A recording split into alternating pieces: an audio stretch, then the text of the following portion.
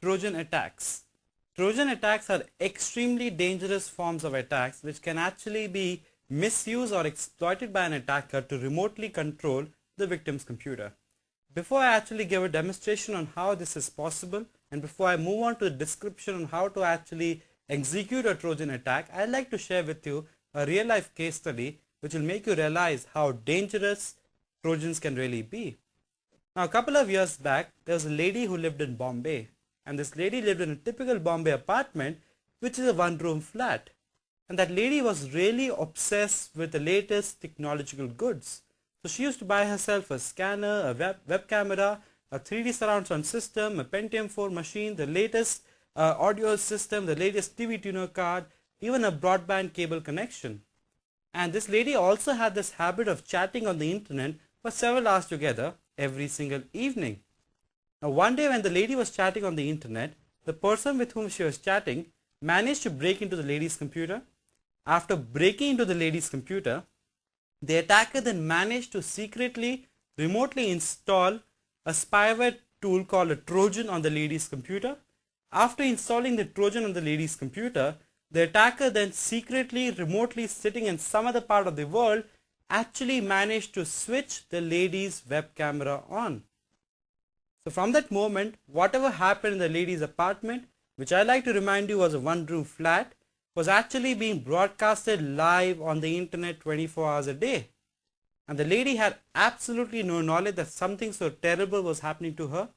Life continued normally for a few months, after which she went for a job interview. And at that job interview, the guy who was sitting across the desk, this guy who was interviewing her, he immediately said, "Oh, I'll definitely give you the job. I see you every day on the pornography website. Why would I refuse?" So that's the time the lady realized that, wait a minute, something seems to be wrong. She rushed back home, disconnected her computer from the internet, complained to the police. The police carried out investigations. The attacker was traced back to somewhere in Russia, but the attacker was never caught. And in reality, it could actually be somebody that the lady knew who was actually connecting to Russia and then breaking into a computer using techniques that we will be discussing later in this course, or it could actually be somebody in Russia. And in the meantime, the lady probably did not ever want to use the internet again. So Trojan attacks are extremely dangerous and can be used for a lot of invasion of privacy purposes. They can also be used for remote control and gaining illegal remote access to the victim's computer. So what exactly are Trojans and how do they work? Trojans are basically RATs, or remote administration tools, that allow remote control and remote access to the attacker. Once installed on the victim's computer, the attacker can then use the Trojan to remotely control all hardware and all software installed on the victim's computer. In other words, say for example, if I'm an attacker and if you're the victim, if I've successfully installed a Trojan on your computer, then I can remotely do absolutely anything that I want on your system. I can remotely control all aspects of your computer.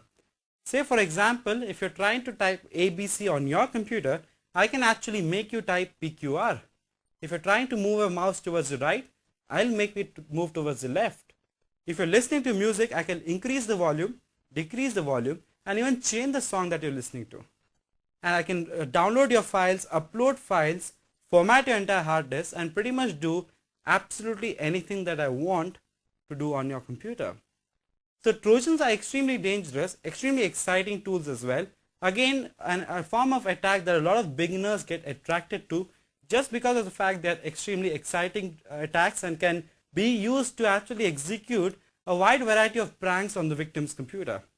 So at this point of time, what I'll do is I'll move into demonstration mode and I'll use a couple of popular Trojans to show you how it is actually possible for you to follow simple steps and carry out a Trojan attack.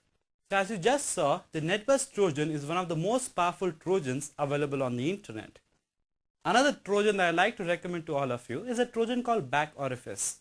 The reason why Back Orifice is such an important Trojan is the fact that it is actually an open source Trojan. Now the problem with Trojans is that sometimes antivirus tools can actually easily detect that a Trojan has been installed on the victim's computer. So if you're an attacker and if you want to make sure that the Trojan that you have installed on the victim's computer is not detected by an antivirus tool, then you must download the source code of back orifice, edit it, this is where your programming skills come in handy, and make sure that you change the signature well enough, you change the working of the Trojan well enough, in such a manner that the antivirus installed or the spyware tool installed on the, or rather anti-spyware tool installed on the victim's computer is actually not able to detect the Trojan anymore. Another good Trojan is Trojan Girlfriend, which again we have already seen in the demonstration. And Sub 7 is also one of the oldest and the classic example of a Trojan. Now that you know what Trojans are all about, what are the various countermeasures that one can possibly take against Trojans? Now, Trojans can easily be countered in a couple of different techniques. You must port scan your own system regularly. The reason why I actually tell you that port scanning is a good countermeasure is the following.